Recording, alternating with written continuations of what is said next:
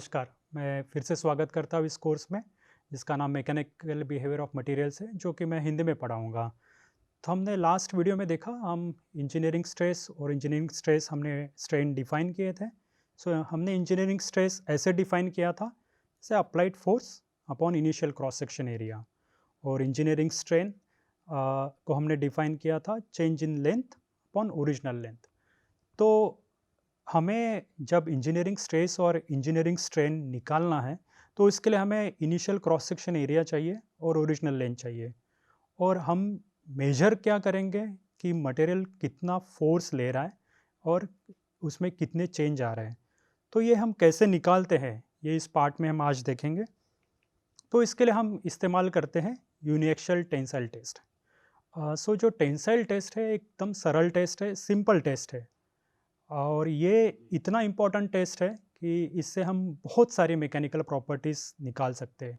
जो हम डिस्कस करेंगे इस कोर्स में, क्या क्या मैकेनिकल प्रॉपर्टीज़ ये सिंपल सरल टेस्ट से निकाली जा सकती है। देखते हैं कि टेंसाइल टेस्ट क्या होता है। तो इसके लिए हमें चाहिए कि कौन से सैंपल हम इस्तेमाल करेंगे। तो कोई भी मटेरियल है हमारे पास, तो उससे हम इस तरह से सैंपल निकालेंगे, इस ज्योमेट्री वाले सैंपल निकालेंगे। तो ये कुछ शीट सैंपल्स है, ये कुछ थिक सैंपल्स है, यानी मोटे सैंपल्स है, ये कुछ सिलेंड्रिकल सैंपल्स है। तो इसकी ज्योमेट्री इस तरह से होती है। तो इस ज्योमेट्री को हम कहते हैं डॉग बोन शेप और plate shape sample. Dog bone इसलिए कहते हैं कि यानी ये डॉग का जो बोन होता है, जो हम देखते हैं मूवीज़ में वगैरह, उस तरह से इसका ज्योमेट्री है, इसलिए उसको डॉग बोन शेप कहते हैं। वे इस तरीके से क्यों होता है, हम डिस्कस करेंगे। या कुछ प्लेट शेप सैंपल्स जो फ्लैट सैंपल्स है, उस या कुछ शीट से हम सैंपल निकाल रहे हैं, तो हम उस शीट सैंपल्स को इस तरह से अब ले सकते हैं। तो इसका क्रॉस सेक्शन देखते हैं इस सैंपल्स का। तो ये एक डॉग बोन शेप सैंपल है। तो इस पार्ट को हम कहते हैं शोल्डर्स। तो ये हमारे शोल्डर्स हो गए। और इस पार्ट पे, इस सैंपल पे हमने दो पॉइंट्स मार्क किए हैं यहाँ पे। तो इस दो पॉइंट से जो रेशा जाती है और जो एक्सिस है इस सैंपल का, इस डायरेक्शन में हम फोर्स को अप्लाई करेंगे। इस डायरेक्शन में हम फोर्स को अप्लाई करते हैं, इसलिए हम इसको यूनिएक्शियल टेंसाइल टेस्ट कहते हैं।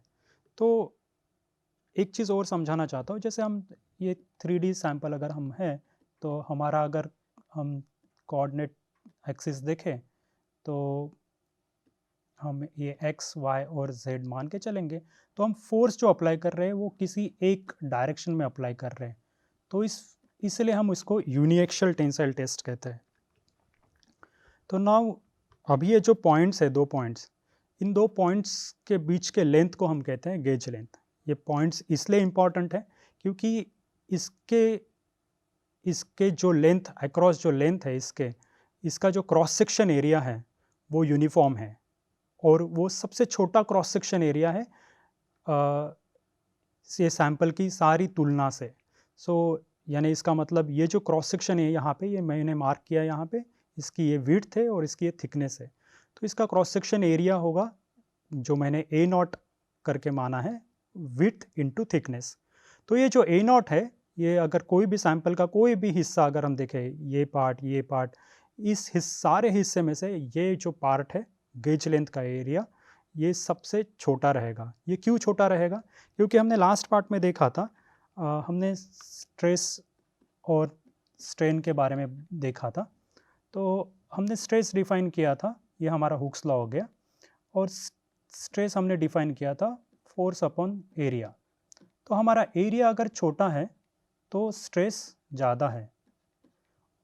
अगर स्ट्रेस ज़्यादा होगा तो हमारा सैंपल इसी लेंथ में ब्रेक होना चाहिए, अगर ये यूनिएक्शियल टेंसाइल टेस्ट है तो इसीलिए हम चाहते हैं कि हमारा एरिया सबसे कम रहे और हमारा सैंपल इन दोनों पॉइंट्स के बीच में ही ब्रेक हो, जो कि हम अगर कोई डिफरेंट मटेरियल्स इस्तेमाल कर रहे हैं तो हमें उसका कंपैरिजन करने के लिए आसानी हो। तो हम चाहते हैं हमारा सैंपल इसी लेंथ में ब्रेक हो, इसलिए एरिया सबसे छोटा है। इसीलिए गेज लेंथ का इम्पोर्टेंस सबसे महत्वपूर्ण है यूनिएक्शियल टेंसाइल टेस्ट में। कुछ सिलेंड्रिकल सैंपल्स है जो यहाँ पे भी शो किए। तो सिलेंड्रिकल सैंपल्स में भी वैसे ही है। यहाँ पे हमने दिखाया है कि हमने एक एक्सिस के अराउंड हमने एक फोर्स अप्लाई किया है, इसलिए हम इसको यूनिएक्सियल टेस्ट कहते हैं। इसकी हमने डायमीटर दी है d, और अगर आप देखोगे तो यहाँ पे एरिया इंक्रीज हो रहा है।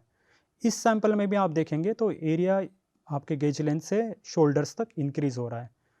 तो आपको तो ये पता चल गया होगा कि रीज़न क्या है ये डॉग बोन शेप सैंपल्स का, क्योंकि एरिया यहाँ पे ज़्यादा होना चाहिए, यहाँ पे कम होना चाहिए। इसी तरह से सिलेंड्रिकल सैंपल्स में एरिया यहाँ पे कम होना चाहिए और यहाँ पे ज़्यादा होना चाहिए। तो ये हमारी गेज लेंथ हो गई। इसको हम सिलेंड्रिकल सैंपल्स में एक मिनिमल पैरेलल लेंथ की भी बात करते हैं। और इसका क्रॉस सेक्शन हम एरिया अगर हम बात करेंगे, अगर ये हमारी रेडियस है r, तो इसका क्रॉस सेक्शन एरिया होगा पाई r स्क्वायर। तो ये तो हो गया हमारे डॉग बोन शेप सैंपल का, हमने शेप के बारे में बात किया। तो इनके साइजेस के बारे में भी हम बात करते हैं। तो उसके लिए कुछ मानक होते हैं या स्टैंडर्ड्स होते हैं। तो स्टैंडर्ड्स जैसे कुछ कुछ स्टैंडर्ड्स है, जैसे हम कुछ स्टैंडर्ड्स फॉलो करते हैं ASTM स्टैंडर्ड्स। ASTM का फुल फॉर्म है American society for testing of materials, और टेंसाइल टेस्ट के लिए हम ये स्टैंडर्ड इस्तेमाल करते हैं। कुछ कुछ भारतीय मानक भी है, जैसे BIS मानक भी है। तो हम ASTM के स्टैंडर्ड के बारे में बात करेंगे, जो बुक्स में काफ़ी मिलेगा आपको।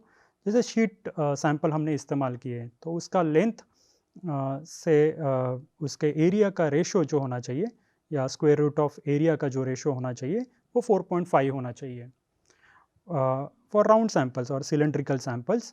आपका जो एरिया लेंथ का उसके डायमीटर से जो रेशो होना चाहिए वो 4 होना चाहिए। ये हमारे इनिशियल डायमेंशंस है सैंपल्स के। तो एक लिंक यहाँ पे हम दे रहे हैं जो आपको क्लास नोट्स में मिल जाएगी। ये वीडियो है टेंसाइल टेस्ट का, जो आप देखेंगे और समझेंगे कि ये टेंसाइल टेस्ट कैसे करती है। तो अभी हम चलते हैं कि टेंसाइल टेस्ट का एक थोड़ा सा मैं विवरण देना चाहता हूँ। तो टेंसाइल टेस्ट हम कैरी करते हैं UTM से, जिसका नाम है यूनिवर्सल टेस्टिंग मशीन। अभी हम उसको यूनिवर्सल क्यों कहते हैं, क्योंकि ये जो फ्रेम है, डिफॉर्मेशन फ्रेम है या टेस्टिंग मशीन है, इससे हम कॉम्प्रेशन, बेंडिंग सारी चीज़ें कर सकते हैं। 3 point bend, 4 point bend test, variety of test हम कर सकते हैं, इसलिए हम उसको यूनिवर्सल टेस्टिंग मशीन कहते हैं। तो ये हमारा सैंपल हो गया डॉग बोन शेप सैंपल, और हम उसके एक्सिस के अराउंड इसको हम डिफॉर्म करते हैं, यानी हम इसके सैंपल के एक्सिस के अराउंड, यानी ये सैंपल का अगर मैं मान लूँ ये एक्सिस है, तो इसके अराउंड हम फोर्स अप्लाई करते हैं। ये हमारी गेज लेंथ हो गई। यहाँ पे हमने 2 पॉइंट्स मार्क करके दिखाए हैं। तो ये सैंपल हमारा जाता है इस दोनों जॉ के बीच में, यहाँ पे हमारा सैंपल रहता है। तो ये सैंपल यहाँ पे पकड़ा जाता है, इसको अपर जॉ कहते हैं, और इस नीचे पार्ट को हम कहते हैं लोअर जॉ। तो ये अपर जॉ मूविंग रहता है एंड लोअर जॉ स्टेशनरी रहता है। इन दोनों में से एक जॉ मूव करेगा, एक जॉ स्टेशनरी रहेगा। तो किसी मशीन में अपर जॉ मूव करता है, किसी मशीन में लोअर जॉ मूव करता है, पर दोनों में से एक मूव करेगा, एक स्टेशनरी रहेगा। और हम मूव कैसे करते हैं इसको, एक कांस्टेंट क्रॉस हेड वेलोसिटी से मूव करते हैं। तो जो हम क्रॉस हेड वेलोसिटी v मान के चल रहा हूँ मैं यहाँ पे, तो वो हम पैरामीटर देते हैं मिलीमीटर पर मिनट। तो इस कांस्टेंट क्रॉस हेड स्पीड से हम मटेरियल को बोलते हैं कि डिफॉर्म करिए। तो उस हिसाब से इस स्पीड को मेंटेन करने के लिए जो फोर्स चाहिए वो हम मेजर करते हैं। तो वो फोर्स मेजर करने के लिए हम लोड सेल के इस्तेमाल करते हैं। जो मटेरियल पे जो फोर्स लग रहा है वो कंटिन्यूसली ये लोड सेल मॉनिटर करते रहता है। और हमें डिस्प्लेसमेंट मेजर करना है तो हम उसके लिए एक्सटेंसोमीटर, ये जो डिवाइस है इसका इस्तेमाल करते हैं। ये हमारे 2 पॉइंट्स जो यहाँ पे मैंने मेंशन किए थे, ये इसके बीच में हम एक्सटेंसोमीटर लगाते हैं, जो ये सैंपल का डायमेंशन क्या चेंज हो रहा है या डिस्प्लेसमेंट्स क्या हो रहा है वो पता करते हैं। तो हमें क्या डाटा मिलेगा इससे, हमें मिलेगा ये लोड सेल से लोड का डेटा, और हमें इस एक्सटेंसोमीटर से मिलेगा डिस्प्लेसमेंट डेटा। और हमने देखा है कि लोड को कैसे कन्वर्ट करते हैं स्ट्रेस और स्ट्रेन में।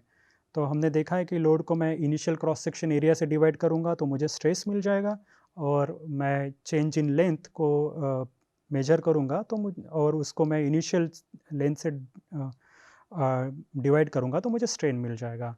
जैसे कि मुझे एक्सप्लेन करने दीजिए, जैसे यहाँ पे मैं ये मेरा इनिशियल लेंथ हो गया L0, और जैसे जैसे सैंपल डिफॉर्म हो रहा है तो ये दूसरा पॉइंट इस पॉइंट से डिस्प्लेस होगा, तो ये मेरा हो गया एक लेंथ एक इनी इंस्टेंस पे, तो ये डेल्टा L हो जाएगा मेरा L माइनस L0। तो स्ट्रेन हम निकालेंगे, engineering strain delta L upon L0 जो मेरी इनिशियल लेंथ होगी सैंपल की।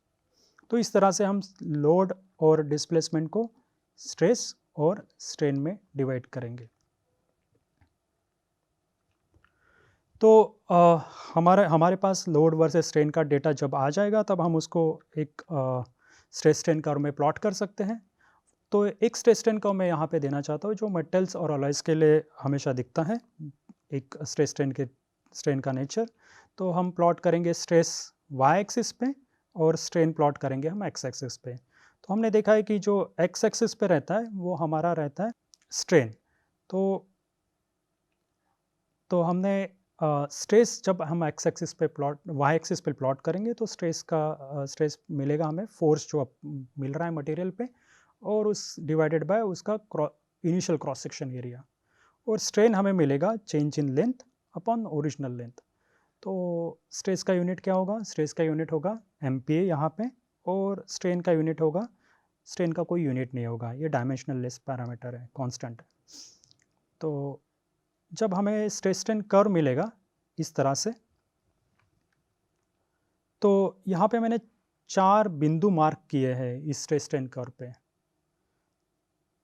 ये 4 बिंदु को मैं नाम दे रहा हूँ A, B, C और D, और इन चारों बिंदुओं की करस्पॉन्डिंग जो भी स्ट्रेस है ये इस वाई एक्सिस पे मैंने मार्क कर दिए।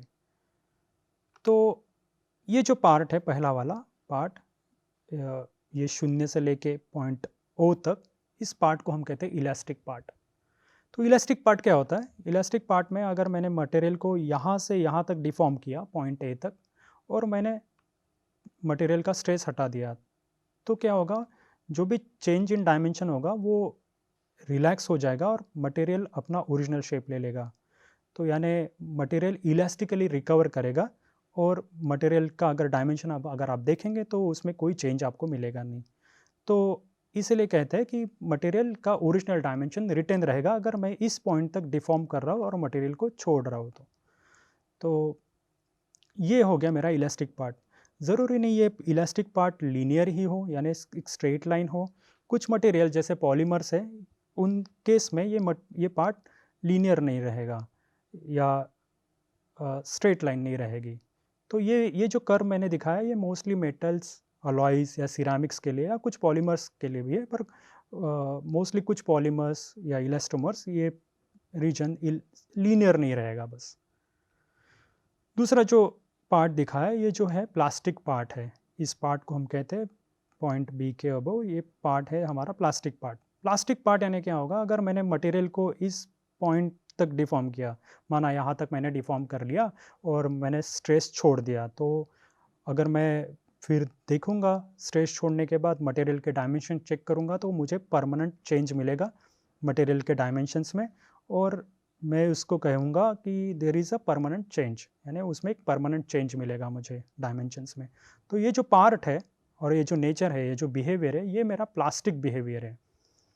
तो मेरे पास 2 बिहेवियर हो गए मटेरियल के, एक इलास्टिक बिहेवियर और एक प्लास्टिक बिहेवियर।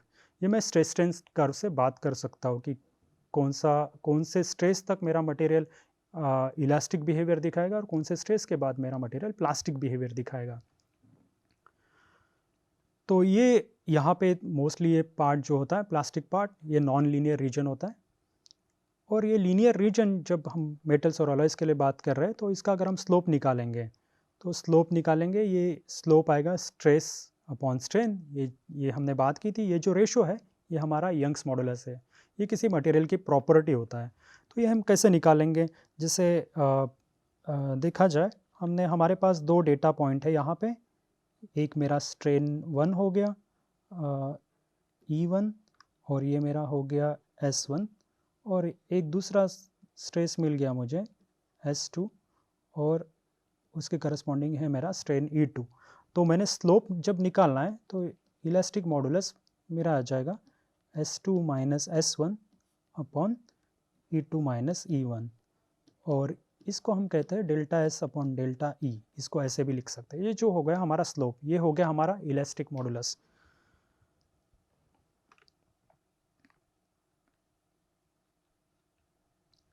अभी हम देखेंगे ये दो पॉइंट्स हमने जो डिफाइन किए थे। ये दो पॉइंट्स, पॉइंट ए को हम कहते हैं प्रोपोर्शनैलिटी लिमिट और पॉइंट बी को कहते हैं हम इलास्टिक लिमिट। इन दोनों पॉइंट के बारे में हम जानेंगे नेक्स्ट स्लाइड में जानेंगे, पर अभी के लिए दोनों पॉइंट्स आप मान के चलिए। ये पॉइंट ए प्रोपोर्शनैलिटी लिमिट होता है और पॉइंट बी होता है हमारा इलास्टिक लिमिट। तो प्रोपोर्शनैलिटी लिमिट हमेशा इलास्टिक लिमिट से पहले आता है, तो और कम स्ट्रेस पे आता है, ये आप याद रखिएगा। तो अगर मैंने इस पॉइंट ए तक डिफॉर्म किया मेरा सैंपल, तो पॉइंट ए तक मेरा जो सैंपल मैंने डिफॉर्म किया और मैंने छोड़ दिया है इस सैंपल को, तो वहाँ पे मुझे कोई भी डायमेंशनल चेंज नहीं मिलेगा इस सैंपल में। जो इनिशियल डायमेंशन होगा सैंपल का वो रिटेन रहेगा। पॉइंट बी तक अगर मैंने डिफॉर्म किया है सैंपल को, तो मुझे कुछ डायमेंशनल चेंज तो होगा सैंपल में, पर वो हम मेजर नहीं कर पाएंगे। मेजर नहीं कर पाएंगे यानी हमारे एक्सटेंसोमीटर डिटेक्ट नहीं कर पाएंगे वो डायमेंशन चेंज को। ये एक्सटेंसोमीटर जो हमारा है वो कैपेबल ही नहीं रहेगा इस डायमेंशन को मेजर करने के लिए। जो चेंज इन डायमेंशन है वो मेजर ही नहीं कर पाएगा।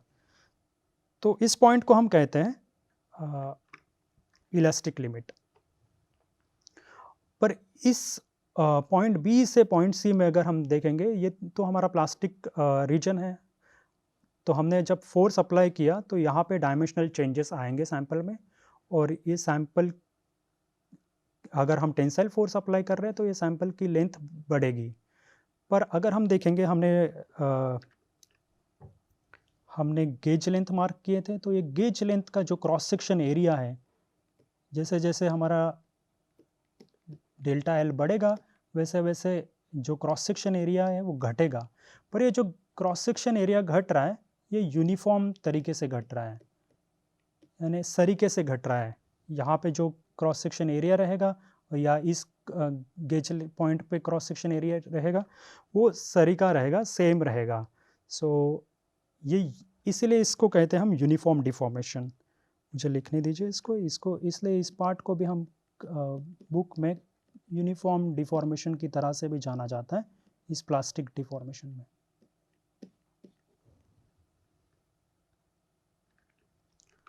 अभी हम इस पॉइंट पे आते हैं।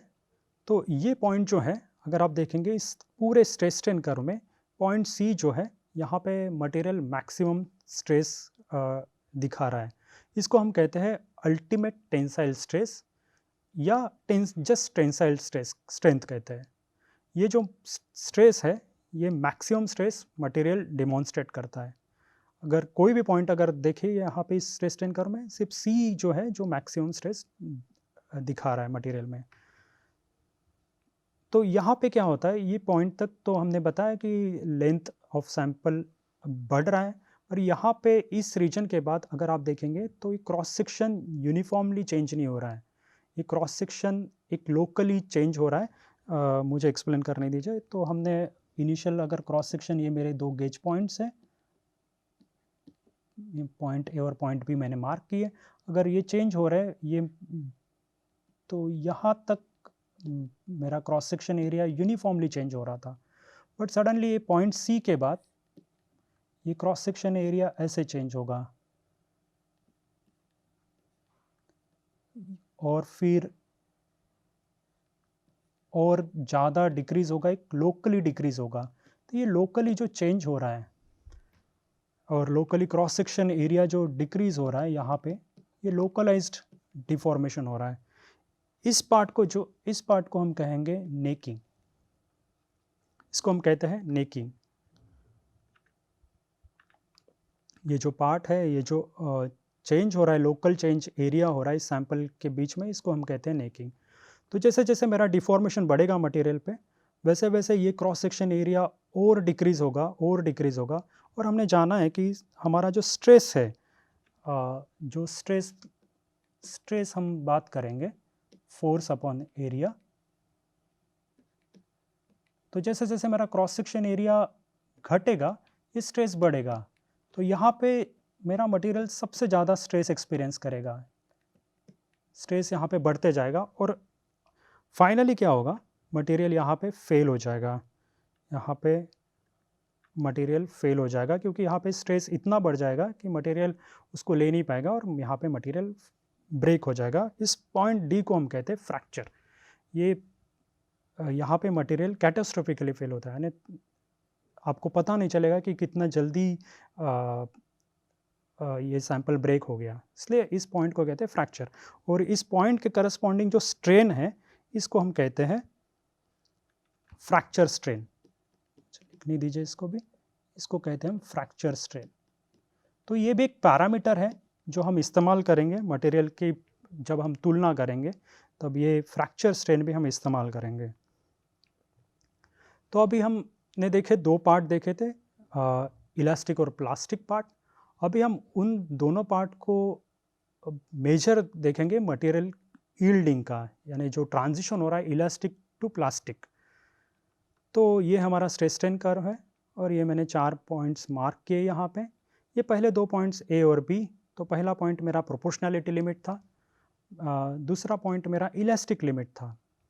तो प्रोपोर्शनैलिटी लिमिट क्या होता है, जैसे यहाँ पे हुक्स लॉ हमने डिफाइन किया। हुक्स लॉ में हम बात करते हैं stress is proportional to strain, यानी स्ट्रेस प्रोपोर्शनल है स्ट्रेन से, और हमने हुक्स लॉ को लिखा है एक मटेरियल्स कांस्टेंट के थ्रू। तो ये स्ट्रेस बराबर यंग्स मॉडुलस इनटू स्ट्रेन। तो पॉइंट ए तक हमारा हुक्स लॉ स्ट्रिक्टली ओबे होता है, यानी इसका कोई उल्लंघन नहीं होता है हुक्स लॉ का। तो इसीलिए इस पॉइंट को हम कहते हैं प्रोपोर्शनैलिटी लिमिट, यानी जो मेरा स्ट्रेन है उसके ही बराबर मेरा स्ट्रेस रहेगा, और जो कि मटेरियल के प्रॉपर्टी से हम जोड़ सकते हैं। इलास्टिक लिमिट, तो ये मेरा पॉइंट ए हो गया, ये मेरा पॉइंट बी हो गया। इलास्टिक लिमिट क्या होता है, इलास्टिक लिमिट में मटेरियल डिफॉर्म तो होता है, पर यहाँ पे हम वो डिफॉर्मेशन जो स्ट्रेन है मटेरियल का वो हम फाइंड आउट नहीं कर सकते, हम उसको निकाल नहीं सकते, एक्सटेंसोमीटर से मेजर नहीं कर सकते। तो ये जो पॉइंट बी है ये हमारा इलास्टिक लिमिट हो गया। पॉइंट वाई जो है ये हमारा यील्ड पॉइंट है। तो यील्ड पॉइंट में क्या होता है, यील्ड पॉइंट पे और यील्ड स्ट्रेंथ, इसको हम यील्ड स्ट्रेस या यील्ड स्ट्रेंथ भी कहते हैं इसके करस्पॉन्डिंग स्ट्रेस को, और ये पॉइंट हो गया हमारा यील्ड पॉइंट। इस पे मटेरियल यील्ड होता है, यील्ड यानी इलास्टिक टू प्लास्टिक डिफॉर्मेशन चालू हो जाता है। तो हम इस पॉइंट पे हम परमानेंट डिफॉर्मेशन सैंपल पे देख पाते हैं। तो हमने अगर इसके बियॉन्ड मटेरियल को डिफॉर्म करना चालू किया तो हम यहाँ पे देखेंगे कि मटेरियल के डायमेंशंस में परमानेंट चेंजेस आना चालू हो जाएंगे, या हम उसको मेजर कर पाएंगे। पर कभी कभी क्या होता है, कुछ कुछ मटेरियल्स में ये पॉइंट भी मेजर करना एक्सपेरिमेंटली थोड़ा डिफ़िकल्ट होता है। तो हम एक काम करते हैं, हम एक स्ट्रेन दे देते, एक प्री स्ट्रेन दे देते मटेरियल को, एक 0.002 का स्ट्रेन हम दे देते हैं मटेरियल को, और इसके करस्पॉन्डिंग जो स्ट्रेस रहेगा उस स्ट्रेस को मानते हैं हम उसको हम मानते हैं प्रूफ स्ट्रेस। तो ये जो पॉइंट पी है ये हमारा हो गया प्रूफ स्ट्रेस। तो प्रूफ स्ट्रेस का इम्पोर्टेंस ये है, यानी ये एक जस्ट एक्सेप्टेड वैल्यू है, इसका कोई थ्योरेटिकल इम्पोर्टेंस नहीं है। ये जो वैल्यू है ये है कि हम मटेरियल जब हम यील्ड स्ट्रेंथ मेजर नहीं कर पाते तब हम ये एक्चुअल स्ट्रेन दे देते हैं सैंपल को, और उसके करस्पॉन्डिंग जो स्ट्रेस है उसको हम मानते हैं मेरा प्रूफ स्ट्रेस। वो हमारा इलास्टिक टू प्लास्टिक जो चेंज हो रहा है उसको, उस स्ट्रेस को डिफाइन करता है। और ये जहाँ पे यील्ड स्ट्रेंथ हम डिफाइन नहीं कर पाते उस केस में प्रूफ स्ट्रेस मेरा यील्ड स्ट्रेस का काम करता है। तो ये एक एक्सेप्टेड प्रोसीजर है। तो इसको हम कैसे निकालेंगे, तो हमने स्ट्रेन तो दे दिया, अगर हमारे पास स्ट्रेस स्ट्रेन कर्व है तो हमने एक 0.002 का स्ट्रेन यहाँ पे मैं ऑफसेट ले लिया, और यहाँ से एक पैरेलल लाइन ड्रॉ करूँगा जो कि इस लीनियर रीजन को पैरेलल रहेगी। तो ये जहाँ इंटरसेक्ट करेगी उसके करस्पॉन्डिंग जो स्ट्रेस है वो मेरा प्रूफ स्ट्रेस है। तो एक एग्जांपल देना चाहता हूँ, जैसे माना कि हमारे पास एक मटेरियल है उसका मैंने इलास्टिक मॉडुलस ले लिया 200 GPa, और उसका इनिशियल लेंथ, अगर मेरे पास एक सैम्पल है उसका इनिशियल लेंथ मैंने ले लिया 10 mm, गेज लेंथ की बात कर रहा हूँ मैं। तो मेरे पास ये दो पैरामीटर्स है मटेरियल के, और मैंने इसको डिफॉर्म किया मटेरियल को, और मुझे इसका प्रूफ स्ट्रेस निकालना है। तो प्रूफ स्ट्रेस निकालने के लिए मुझे पता है कि मेरे पास स्ट्रेन होना चाहिए 0.002। तो अगर मेरे पास इलास्टिक मॉडुलस है तो मैं प्रूफ स्ट्रेस आराम से निकाल लूँगा। तो प्रूफ स्ट्रेस मेरा आएगा सिग्मा पी, और मैं उसको एस पी लिखूँगा। अभी हम इस सिंबल का भी इम्पोर्टेंस जानेंगे बाद में। तो ये प्रूफ स्ट्रेस मेरा आ जाएगा इलास्टिक मॉडुलस इंटू स्ट्रेन, तो 200 इंटू 0.002, और ये आएगा लगभग 400 MPa। ये वैल्यू थी GPa में, तो ये आएगी MPa में। तो 400 MPa मेरा प्रूफ स्ट्रेस रहेगा। अगर मेरे पास ये स्ट्रेन है, ये भी, इसका भी हम महत्व जानेंगे, इसको मैं E लिख रहा हूँ अभी। तो अगर मेरे पास प्रूफ स्ट्रेन जो 0.002 है, तो चेंज इन लेंथ कितनी आनी चाहिए? तो मेरे पास स्ट्रेन की वैल्यू ऑलरेडी दी है, जो डेल्टा L अपॉन L, ये है मेरे पास 0.002। तो डेल्टा L आ जाएगा 0.002 इंटू 10 mm, तो ये आ जाएगा 0.02 mm, यानी ये आ जाएगा मेरा 20 माइक्रॉन्स। तो आप जानिए जो चेंज इन लेंथ है प्रूफ स्ट्रेस पे, चेंज इन लेंथ जो है प्रूफ स्ट्रेस पे, ये 20 माइक्रॉन्स है। ये बहुत कम वैल्यू है चेंज इन लेंथ के लिए। सो आप जान सकते हो कि मेरा मटेरियल सिर्फ 20 माइक्रॉन डिफॉर्म हो रहा है फॉर 10 mm सैंपल के गेज लेंथ के लिए। सो ये जो पॉइंट्स है A, B, Y, P, ये जो सारे पॉइंट्स हैं, ये यहाँ पे थोड़ा दूर दूर दिखाए हैं, पर ये जो सारे पॉइंट्स हैं ये पास रहते हैं, यानी बहुत पास रहते हैं इस स्ट्रेस स्ट्रेन कर्व पे। ये इस जस्ट हमारे अंडरस्टैंडिंग के लिए ये हमने दूर दूर दिखाए हैं। तो ये हो गया हमारा इंजीनियरिंग स्ट्रेस स्ट्रेन कर्व, और इसमें हमने इलास्टिक और प्लास्टिक पार्ट्स देखे। ये 4 पॉइंट्स देखे: proportionality limit, elastic limit, yield stress और प्रूफ स्ट्रेस। इन चारों का महत्व भी हमने जाना है, और बहुत सारे पैरामीटर्स जैसे मैंने बताया कि मैकेनिकल पैरामीटर्स हम निकाल सकते हैं टेंसाइल टेस्ट से, वो हम आगे जानेंगे अगले वीडियो में। धन्यवाद।